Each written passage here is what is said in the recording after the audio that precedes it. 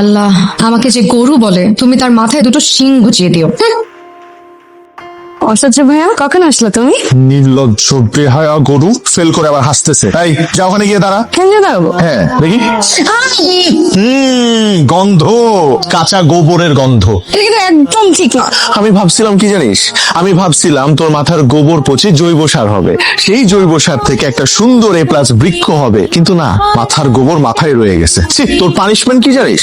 তোর পানিশমেন্ট হচ্ছে তুই 2 কান 2 হাত দিয়ে ধরে রাখবি এবং এক পায়ে দাঁড়ায় থাকবি কাকের মতো। আর সেগুলো এই হাসবি না, সেগুলা দেখে আমরা মিষ্টি খাবো। জীবনেও না। জীবনেও না। কান ধর এক্ষুনি। এই হয়েছে? ভাইয়া পারছে। এই, ফেলে মিষ্টি কি যে মজা। এই পটকা, মিষ্টি কেমন রে? খুব ভালো ভাইয়া। কাজল, একটা মোমবাতি নিয়ে আয়। Thank you. কি রে, সাপের মতো এরকম ফুসফুস করতেছস কেন? কাজলকে ছাড়া তো তোমার চলেই না। কারেন্ট চলে গেলে কাজল মোমবাতি নিয়ে আয়, মাথা ধরলে কাজল মাথা টিপে দে। সব কাজে তোমার যদি কাজলকেই লাগে, তাহলে কাজলকে অপমান করলা কেন? তোর সম্মান আছে নাকি যে তোকে অপমান করবো? সম্মান থাকলে সে অপমান করবো। শুভ্র ভাইয়া, তোমার জন্য গরম গরম স্পেশাল চা। থ্যাংক ইউ, কিন্তু এত মিষ্টি করে বলতেছিস, সন্দেহজনক। আমি সবসময় মিষ্টি, চিনির থেকেও বেশি মিষ্টি, কিন্তু তুমি শুধু বোঝো না। আমি বুঝবো কি করে? আমি তোর পিত্র না। তুমি ঠিক আছে, লবণ চা। আমাকে অপমানের পানিশমেন্ট। মেয়েটা সারাক্ষণ আমার ছেলেটার পিছনে লেগে, ভালো লাগে না আমার। একটা আজকে তোকে আমি এক বয়ম লবণ চিবায় খাওয়াবো। ছিঁড়ে যাবে তো। ছিড়ুক না, ভালো হবে। মানুষ তোকে কান ছেঁড়া কাজল বলে ডাকবে। শুভ্র ভাইয়া প্লিজ, ব্যথা পাচ্ছে শুভ্র ভাইয়া, ছেড়ে দিবো? ছেড়ে দাও না প্লিজ। ঠিক আছে, তাহলে তুই স্বীকার করে নে যে আমার মাথা ভর্তি গোবর আর চোখ দুইটা গরুর মতো। স্বীকার করে নিচ্ছি, তোমার মাথা ভর্তি গোবর আর তোমার চোখ দুটা গরুর মতো। আমার সরকারে তোরে যে কে বিয়ে করবে, মানে যেই অভাগা তোরে বিয়ে করবে তার তো জীবন পুরাই শেষ, পুরে কয়লা হয়ে যাবে। তুমি সেই অভাগা, তোমার সাথেই আমার বিয়ে হবে। তোমাকে পুড়িয়ে পুড়িয়ে কয়লা বানিয়ে ফেলবো। হঠাৎ যখন ছুটে খেলা আচ্ছা অসহ্য ভাইয়া, তুমি সব সময় একটা গানই শোনো, বোরিং লাগে না? প্রিয় কোনো জিনিস বোরিং হয় না, প্রিয় সবসময় প্রিয়, সেটা যে কোনো প্রিয় জিনিসই হোক। যেমন আমার প্রিয় কবিতা হচ্ছে কাজল চোখের মেয়ে, প্রিয় গান খোলা হাওয়া, প্রিয় খাবার ইলিশ, আর প্রিয় মানুষ প্রিয় মানুষ নাই। বিশাল একটা গ্যাপ।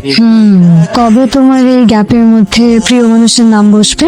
জানি না, তবে এটা জানি যে কোনো এক পূর্ণিমা রাতে খোলা হাওয়া গান বাজবে, আমি থমকে থাকা মেয়েটার দিকে তাকিয়ে বলবো, শোনো কাজল চোখের মেয়ে, আমার দিবস কাটে বিবশ হয়ে তোমার চোখে চেয়ে।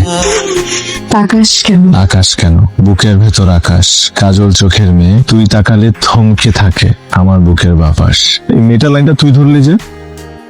একটা জিনিস খেয়াল করেছো অসহ্য ভাইয়া? কি? কবিতার শেষ দুইটা লাইন, তুই তাকালে থমকে থাকে আমার বুকের বাপাস। তার মানে তোমার জীবনে যে প্রিয় মানুষটা হবে, সে একটা তুই হবে, তুমি না।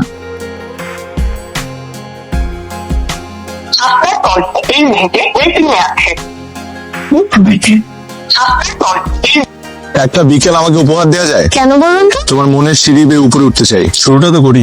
ঠিক আছে, ভালো দেখা হচ্ছে, বাই। বাই। এত কথা কার সাথে শুনি? যার সাথে ইচ্ছা তার সাথে। তুই এতবার কল দিচ্ছিস কেন সেটা বল। আমাকে কেন বলবো? আমি তো আর তোমার কেউ না। অবশ্যই তুই আমার কেউ না, কেউ না হয়েও এতবার কল দিচ্ছিস, জরুরি কিছু নাকি? আমার উচিত তোমার ফোনটা এখনই রেখে দেয়া, দেখ। কিন্তু আমি তো পারছি না। বুধবার হিমু ভাইয়ের বার্থডে, বুধবার ক্লাস শেষ করে সোজা বাসায় চলে আসবা। হিমু ভাই বার্থডে, চলো তো আসতেই হয়। আইসুন, রাখি। ঠিক আছে ভাই।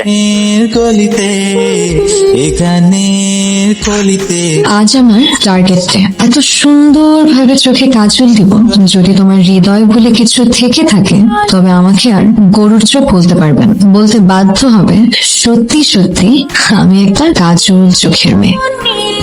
পড়েছি যে অসহ্য ভাইয়া, কেমন লাগছে আমাকে? তোকে তোকে খুব সুন্দর লাগছে, মনে হচ্ছে খুব সুন্দর করে সাজানো একটা গরু। আগামী কোরবানি ঈদে হাটে বিক্রি করা যাবে। আই যা, বাকি কাজগুলো কর। ইট পাথরের শহর।